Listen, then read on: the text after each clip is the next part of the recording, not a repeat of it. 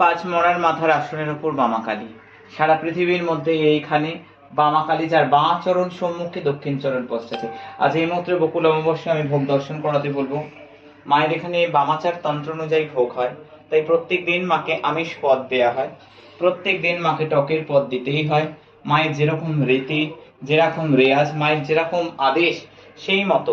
আর কলিযুগে মামাকালী সদ্য ফলদায়িনী, অঘটন ঘটন পটীয়সী আদ্যা শক্তি মহামায়া, যার দর্শন মাত্র মানুষের জন্মের পাপ হ্রাস হয়ে যায়, যা দর্শন মাত্র মানুষের আপদ বিপদ সবকিছু মোচন হয়ে যায়, যার ভোগ দর্শন বামাচার অর্থাৎ ভোগ এবং শৃঙ্গার, সেই বামাচারে যার ভোগ দর্শন করছে, যারা যারা দর্শন করবে তাদের প্রত্যেকের জন্য মায়ের কাছে বলি, মা যেন তাদের প্রত্যেকের মঙ্গল করে, প্রত্যেকের দুর্ভোগ হরণ করে।